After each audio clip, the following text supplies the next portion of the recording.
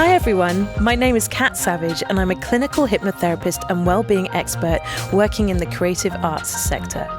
In my line of work, I get to meet some amazing, colourful people, from actors to artists, people who live their lives by their own rules, fueled by passion and determination to bring their unique talents into the world. I wanted to discover what it took for people to leave the usual 9 to 5 and hop on a dream, to capture their bravest moments and share these meaningful conversations with you, so that together we can explore the ideas, emotions, and moments that could potentially change our lives too. The Brave Moment podcast starts now, in the middle of the COVID pandemic, probably the bravest moment not only for my guests, but for the whole world. So let's keep talking, have some fun, and enjoy the show.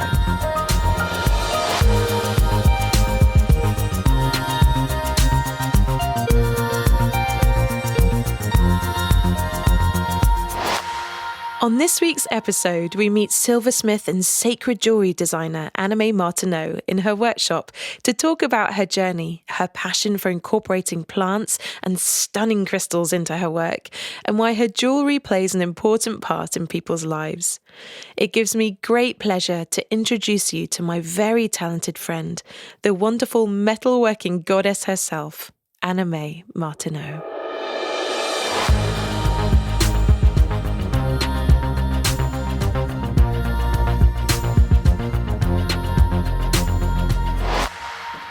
Annamai, welcome to the Brave Moment. Thank you. So we are recording this in Annamai's workshop, which I can't even describe it. There is so much stuff around here right now. Okay, so I've got my bench, which I'm sitting at, which is cluttered with silver and stones and files and saws. And then I've got the big tools over there, which is a rolling mill and a guillotine, which you're sitting under. That doesn't scare me at all, listeners. Yeah, this is my creative, messy cave. So you are, of course, a silversmith. Yeah. And how did you get into silversmithing, and why were you drawn to it, of all of the different creative disciplines that you could possibly do? Yeah, I think it all started about 15 years ago. As you know, I used to work in a crystal shop, and I was surrounded by crystals all day and jewellery. And just seeing the jewellery that we had there, I realised that I was in love with the stones, but I didn't feel that the settings of a lot of the jewellery did the stones justice. And I just felt like they deserved a lot more creativity. Aww, yeah. I love that. Yeah. No generic stuff in this workshop, listeners. Nothing at all. So obviously when you were in that environment and you were looking at things going, you know what, I could probably do better. What sort of educational steps did you have to take in order to make that happen? To be honest, I'm mostly self-taught. So I picked up a few courses along the way, but I've definitely just really played around. Just bought some silver, had a go, built up a tool collection over the years, and didn't really do any educational things. So did you literally just self-teach yourself? Pretty much, yeah. I did a few basic kind of city and guilds courses on basic silversmithing, basic stone setting, and I used YouTube videos, online platforms. There's loads of groups out there, like groups of other silversmiths, Facebook groups, things like that. But yeah, just self-taught. One of the things that I really, really love about your work is that you just seem to almost capture your soul in what you're doing, which is so lovely. I mean, how do you channel your emotions into your jewellery making? I guess if you had to describe my jewellery, it kind of carries a spirit, kind of nature element to it, and I think a lot of the time it's led by the stones. So often I'll have a crystal or I'll have a stone, and it'll kind of take me from there, really. And yeah, sometimes I do feel like something else kind of takes over. It's all about the stones, really. It's all about the stones. It's all about the stones. It's all about the gems. Nothing has changed. No. Do you know what, one of my favourite things that you started to do was you started to use succulents from the garden in your work. How on earth do you take a plant from the garden and then whack it into a piece of jewellery? Yeah. Like, what's the process? So I started growing succulents because I love plants as well as stones, and so I've got a mini succulent garden in my garden, which is just succulents. I'm obsessed. Really? I hadn't noticed. Yeah, and then I pluck the best ones and I send them away actually to a caster, and then they'll have a very in-depth process of casting each little succulent into solid silver and then sending them back to me, and then I use those in my work. Yeah, it's just so astounding the process that you must have to go through in order to create what you do. And I mean, do you have a set plan when you're making a piece of jewellery, or does it just sort of flow through you in the moment? It used to, when I first started, be very much just flow through, just see what happens. But now for example, when I do my collection work, I'll have a theme or something that I want to work on, like the sea or the woods or a particular stone, and then I'll explore that stone or that theme and write, draw, and spend a lot of time in that planning process. So I can see by all of your tools in this wonderful workshop that you're probably kind of a geek about what you do. Yes. What do you geek out about when you're working? Tools. Mostly. Tool porn. You heard it here first, listeners. Yes, it's a thing. It's a thing. Yeah, I'm obsessed with tools and stones mostly. But receiving a new tool is like the best feeling. I won't let anybody touch it. I'll unwrap it. I'll set it up. I'll be, yeah. Anyway. Does it have its set space in your workshop? Yes, has its set space. Definitely tools and stones as well. You can never have enough stones. Do you have, like, right now in the workshop, do you have one tool that you couldn't live without? My saw, I think, my piercing saw, just over there. Yeah, I use. Yeah. A woman with a saw. I know. Yeah. I like that idea. Yeah, and hammers. I'm a bit obsessed with hammers too. Hammers and saws. I love it. Oh my goodness. I mean, obviously you can tell that you're really creative at this point in your life, but were you creative as a child, or was this something that came to you later on in your life? Yeah, no, I was definitely a very creative child. I was always the child making, crafting, drawing, journaling, making diaries, anything arty. Yeah, I was that child. But I mean, your parents must have been insane with the kind of projects that you were coming up with. Like, how would your parents describe you, do you think? That's an interesting question. I don't know, actually. I think my mum's definitely a creative as well. She's she's definitely the arty side. I think my dad, I love you, Dad, would have preferred me to go down a more academic route. But I was definitely not going to do it. So I was always going to be the wild child. The wild creative one, not the one that sits in the office. Definitely not me. I can't imagine you sat in an office, actually. No disrespect to people that enjoy that kind of environment, but I'm going to describe to you listeners what Annamai looks like. She's got hair like Rapunzel that she can literally sit on, and that comes with its own set of challenges, doesn't it? Yeah. She's got piercings and tattoos, and she's a very vibrant dresser. She's pretty wild. I couldn't imagine you in a 9-to-5 office job. No. Can you remember, like, the first time that you felt that this is the thing that you wanted to do for the rest of your life? No, not really. I don't really have a moment, but I do have many moments in sitting here in my workshop when I think, wow, I'm so lucky to have to do what I do and to have something that I love. I don't think there was a specific moment, but I definitely have moments like that regularly, I think. You are so lucky. So lucky. I feel lucky. So, I mean, obviously you make everything from rings to pendants to all sorts of things. What is your favourite thing to make? I think Yeah, so not a specific type of jewellery, but just having a whole collection where I know that I have all the time to work on that and really delve in and get a real feeling for it. Awesome. Yeah. So one of my favourite pieces of jewellery is one that you made for me at a very special time in my life. And if you've listened to the previous podcast, listeners, please do if you haven't already. You'll know that I did a very, very long walk from one end of my country to the other.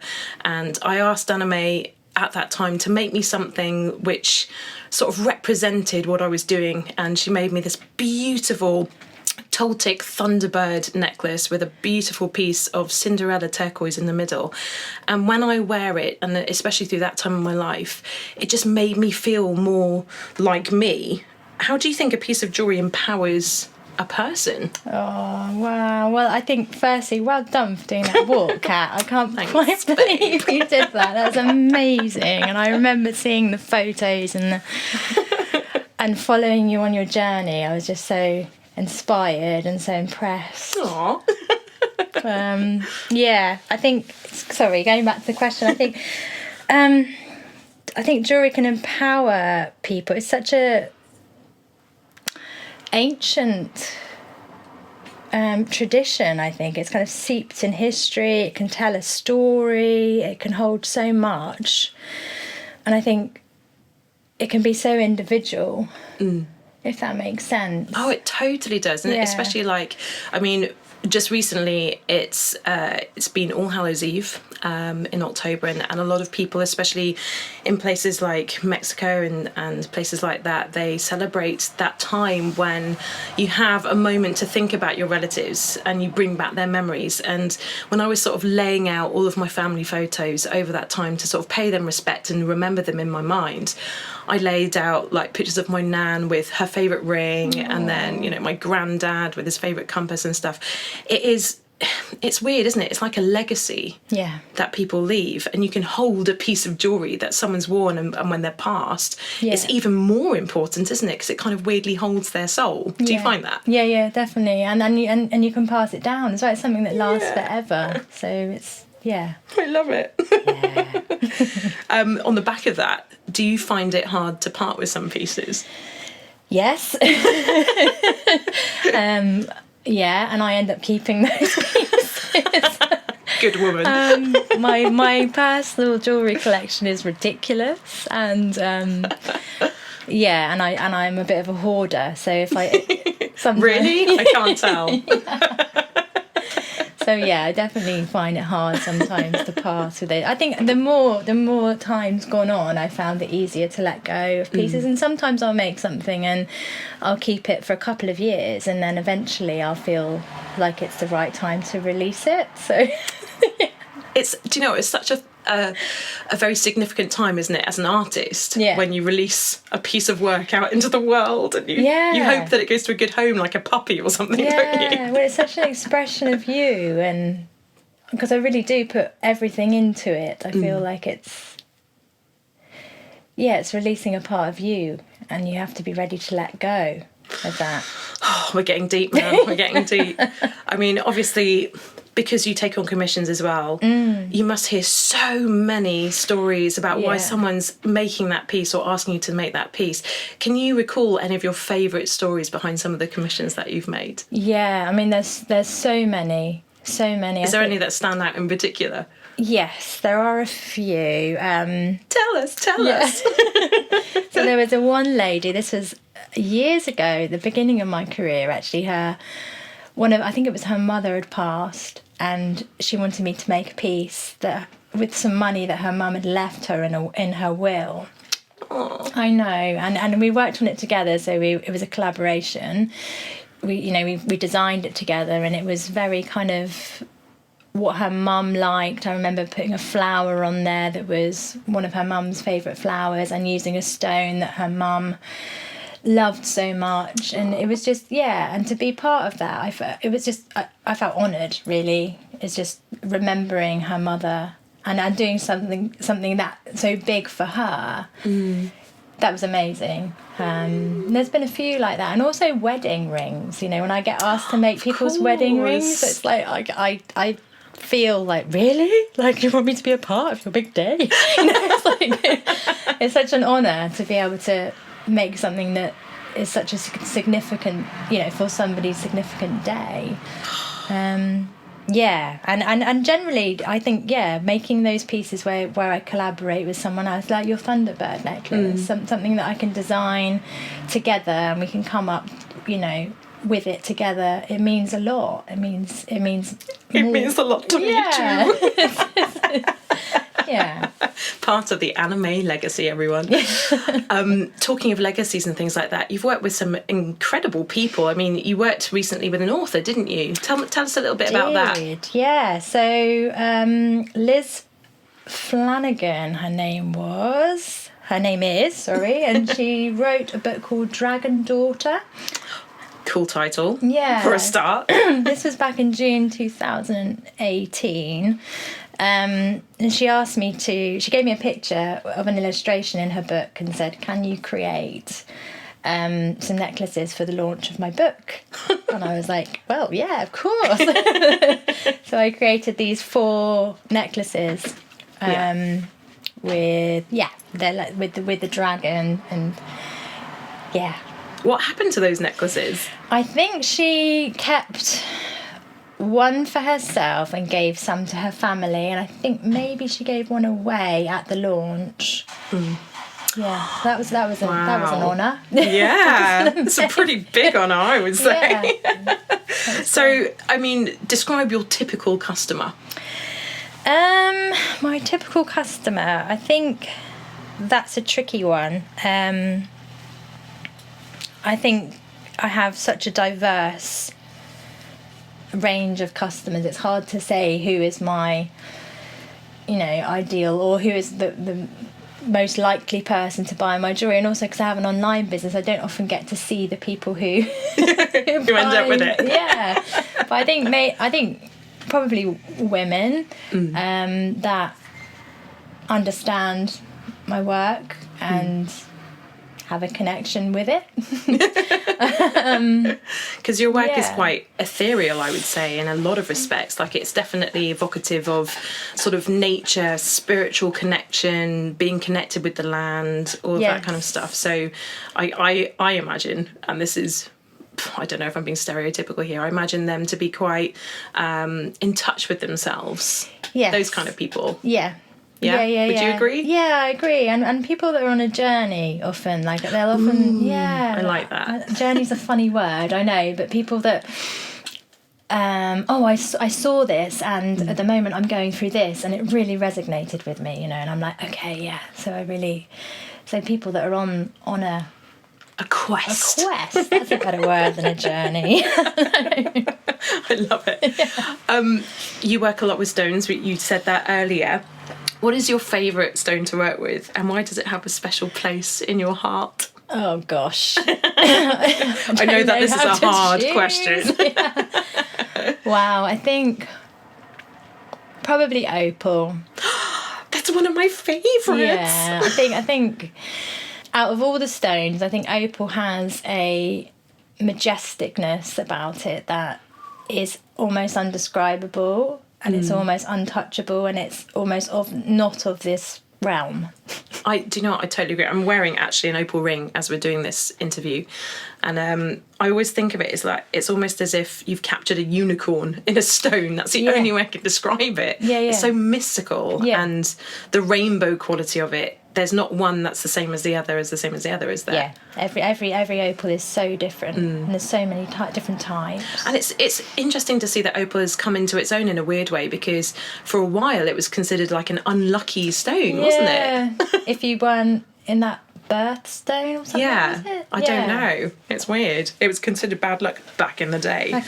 However, I've never experienced that, so therefore, opals, you rule. Yeah, I love an opal.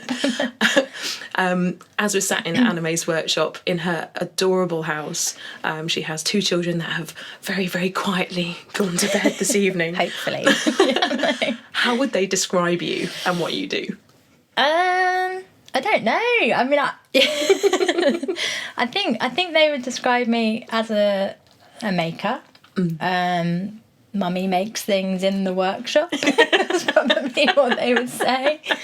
My son often calls me an artist, so that's quite... That's nice. I like that. Nice. Yeah. Yeah, I think a maker. It's good that they actually know what you do. Yeah, well, they do it too. I mean, I have often, especially during the lockdown, I've had them in here kind of making their own rings and everything. Wow. Yeah. That's a cool mother skill to have, I think. Yeah. Well, they're interested, and it's like, yeah, let's have a go. Let's not do the schoolwork. Let's make some rings. I'm sure that they learn a lot more from that than maybe being sat doing something a little bit more boring. Yeah. What do you consider to be the most important things in your life, and how does that affect your work? I mean, obviously we've been talking about your children. I'm assuming that they're a very important thing in your life. Yeah, I think so. I think family and friends. But I think in terms of it affecting my work, I think being a good role model for them, you know, showing them that they can do what they want to do and, you know, pursue any kind of road that they want to go down, is what I'm trying to show Encourage. them. Yeah. What do you consider to be like your biggest challenges so far in your work? Being confident and having that kind of niggling voice in the back of your head saying, get a proper job, or you're not good enough, or, you know, that's the challenge, I think. And it's something that I hear a lot actually from creative people, and I experience this myself, that kind of imposter syndrome coming in and standing on your shoulder. I mean, how do you deal with that when it pops in? I take a break. Yeah. I go for a walk. I do something else, and then I come back to it, because I always use I always use jewellery making as a way of conquering all of those anxieties at the end of the day. But I think it's just human nature. Yeah. You know. Do you find that creating then helps with mental health issues and things like that? Yeah, definitely. How do you think it helps? I think having a creative, if you've got a creative bone in your body, then use it, man. It's a massive tool. I think it definitely can help with mental health. Yeah. What drives you? What motivates you to keep going? My kids. Yeah. Yeah. I think looking at them and thinking, I owe it to them. I owe it to the world. And like I just said, if you've got that creative thing, I think you owe it to the world and you owe it to yourself. If you were a movie title, Annamai, what would you be? I don't know. We were trying to discuss this earlier because when I turned up at Annamai's, she went, there's one question that I'm not too sure about, and it's this one about a movie title. What is that? And I suggested that maybe your movie title should be something like The Long-Haired Destructor or something. I can't even remember now. The long-haired Silversmith. Yeah, I like it. The long-haired golden... I don't know. Something with long hair and metal. Rapunzel. Metal Rapunzel. Metal Rapunzel. Coming to an action movie station near you. Brilliant. I'm so going to call you that from now on. Metal Rapunzel. I love it. Great. Okay, another random question. Okay. And it's one I like to ask a lot, actually. If you were to die tomorrow and be reincarnated, what 3 things, skills or memories would you take with you into the next life, and why?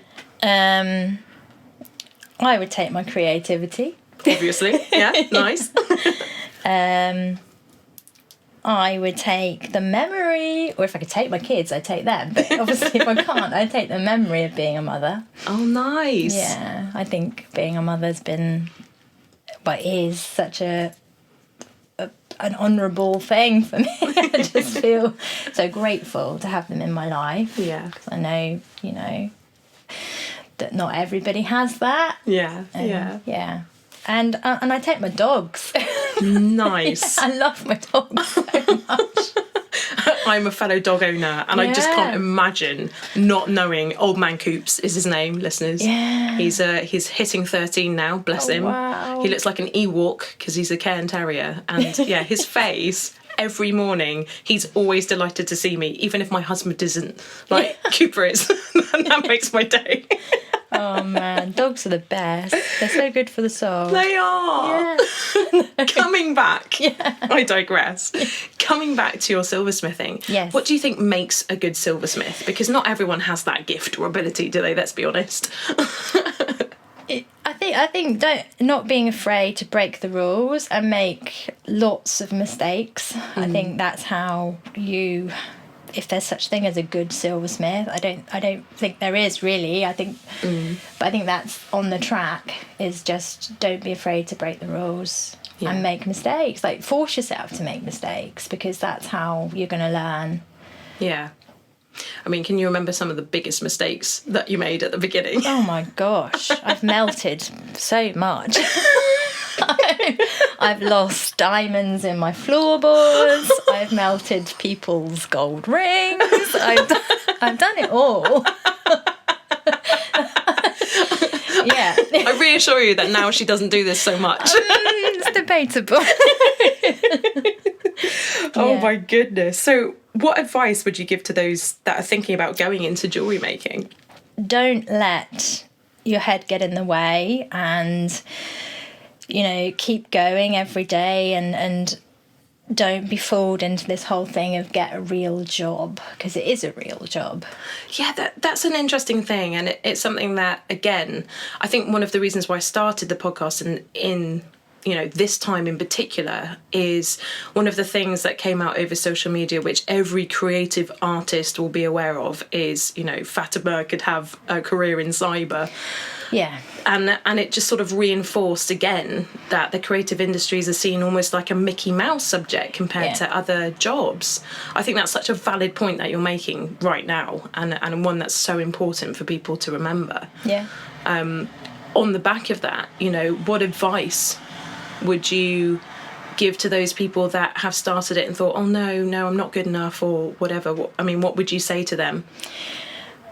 I'd say take a break, come back to it, and just keep going. You know, remember why you started it in the first place. Remember why you're doing it. Come back to that. You know, and persevere. And it's not easy. Sometimes, I mean, the amount of times that I've been in here, even, you know, now still, and that's it, had enough, can't do this anymore.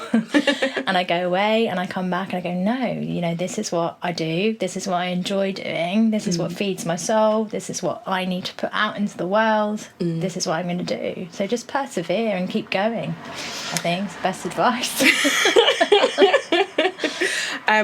So it's kind of a similar question, but what are the most common challenges you encounter as a beginner, and how did you push through them in particular? And I know that obviously on an emotional level you've kind of explained that, but I mean on a technical level. The biggest, I think, in the beginning is just having the tools and equipment, things like that, the skills. What are sort of the beginner tools that every silversmith should have? Okay, so a hammer, a saw, a file. You can do it at a kitchen table, and soldering equipment, I guess, is the basis, I'd say. And how do you get past being scared of using hot equipment? Yeah. I think for me, every time I use my torch, I do it very mindfully. So I just have to take a deep breath every time and go, okay, now it's time for the heat work. So I need to be focused, I need to be ready, and then I can turn the torch on. But like anything, you know, you're fearful. The more you do it, the less scary it becomes, and you just got to make sure you're in the right mindset, and off you go. Yeah. Sage advice. Yeah. So, if you were to go back in time and meet your 10-year-old self, what piece of advice would you give her, and what would you tell her about her life today? Ooh, I think I'd say, just keep playing, keep creating, and it's all going to be okay. I think that's probably what I'd say. Yeah. Do you think she'd be impressed with who you've become? I hope so. So the holidays are around the corner. I mean, what are you preparing for right now? Yeah, so some silversmiths refer to Christmas as silly season.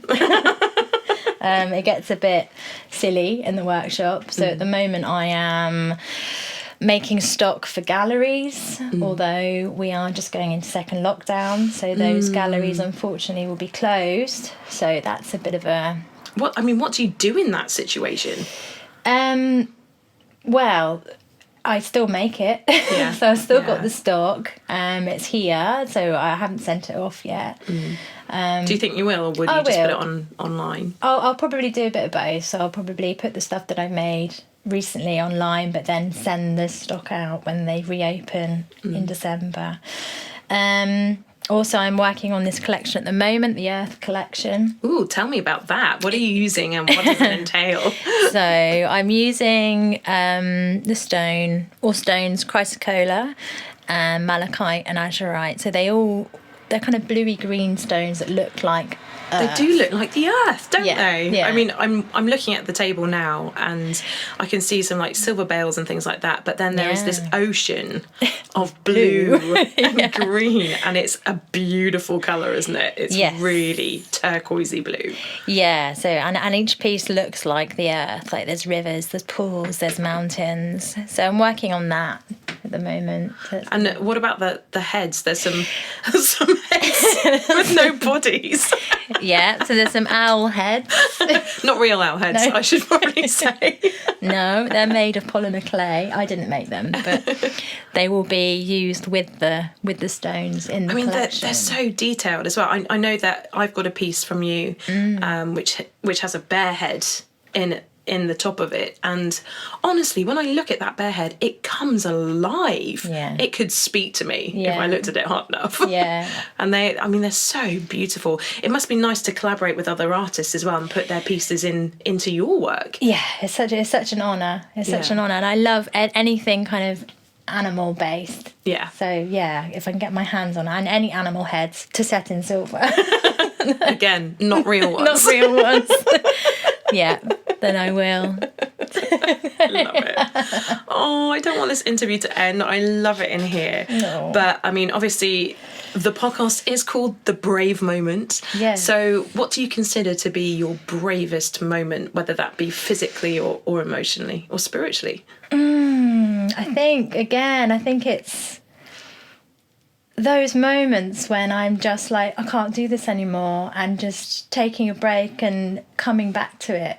You know, that I think that's probably for me my bravest times, is when I go, no, I'm not going to listen to anything. I'm going to follow my heart, because I know deep down that that's what I should be doing. Yeah. So I guess it's not really one brave moment. It's living every day is a brave moment.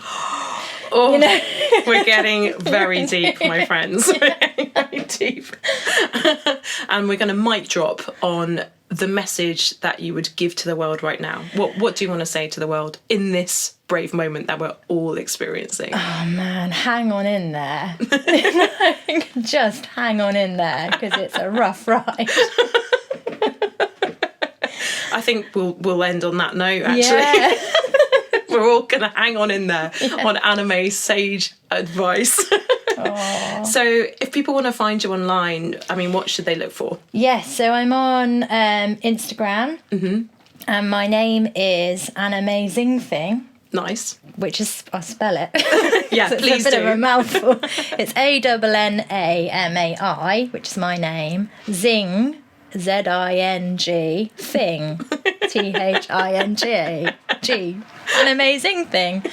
And then I'm on Facebook as Annamai Jewelry Designs, and then you can find my shop on Etsy, which is also Annamai Jewelry Designs. Brilliant. Thank you so much for having me here on the last final evening of freedom before lockdown. It's been such a pleasure. Oh, thank you, Kat. Thank you for doing what you do. This is amazing. Mutual Appreciation Society. Oh, love you. Love you too. Thank you. I can't tell you how much I admire Annamai and her exceptional talent for her craft. Each piece expresses so much heart and soul, from tiny silver bears walking across crystal mountain ranges to owls surrounded by silver-cast succulents. Annamai creates more than just a pendant or ring. She creates worlds. Her skill as an artist just shows us how our ability to create has no limit, how each turn of our hands can create stories that may not have existed in the world if we didn't express it for others to witness. I could spend hours with Annamai. Her humble and gentle manner is as grounding as the earth she incorporates into her work. Her strength is intuitive and deeply connected. She is the ultimate alchemist, full of magic and mystery, with long flowing hair and a wildness in her mind that is undeniable in her talent. I've learnt so much from her over the years. She's taught me how to access my intuition, how to surrender, laugh, and truly see beauty everywhere. She has taught me that getting on and doing things is far better than just dreaming about them. And if you want to share your dreams with others, leave them in a legacy of art, in a journal, or in a form that others can see and experience, rather than just in thoughts expressed only now and then. She takes herself on a vision quest every day, with every design or collection that she conjures up, and then she gives her dreams away for others to wear or whisper with their friends, all whilst holding a hammer, a saw, and a blowtorch. She is one who is most definitely unafraid to cause a little mischief and danger to get the dream cast. So let's let go a little in our skill set. Try not to be afraid of getting it wrong and keep at it, as opposed to giving up when it gets a little more challenging. Most often than not, when anyone begins in their artistic field, we are a little controlled, restricted by what we feel may be a lack of knowledge or talent. But as Annamai has expressed, you can teach yourself so easily these days with the wonder of technology. Try a few artistic exercises to free your hand, your mind, or eye for what you're looking at. You may want to read The Artist's Way by Julia Cameron, Writing Down the Bones by Natalie Goldberg, Lateral Thinking by Edward de Bono, Insanely Gifted by Jamie Cato, Still Like an Artist by Austin Kleon, or The Imagineering Way by the Imagineers at Disney's Studios. Take your time to absorb one small part or skill and build on that until you have enough skill to make something bigger or more complete. Patience is most definitely a virtue when it comes to the arts. Try not to overwhelm yourself with expectation. Instead, go into your art and play with the idea. Let it dance on the page or in a lens or action, and then just wait and see what wants to come out. It may be unexpected and beautiful in a different way to how you imagined. And that, my friends, is how original ideas come to be. As Neil Gaiman once said, go and make interesting mistakes. Make amazing mistakes. Make glorious and fantastic mistakes. Break rules. Leave the world more interesting for your being here. Make good art. On next week's episode, we meet the vocal coach and MD from the television series The Voice. We talk about everything from touring with West End musicals to working for some of the nation's favourite shows. Thank you so much for taking the time to listen to the show. If you have a spare moment now, please like, subscribe, and tell me your thoughts in a review, which will really help other people like yourself to find the show. Of course, you can also share with your friends and follow us at the Brave Moment Podcast 2020 on Instagram or the Brave Moment Podcast on Facebook. If you're interested in getting in touch, pop on over to the therapy page Coping to Mastery on Facebook or via the website copingtomastery.org. It's been so wonderful to have you all here with me again. Please get in touch with the show with your own stories, and don't forget, your brave moment starts now.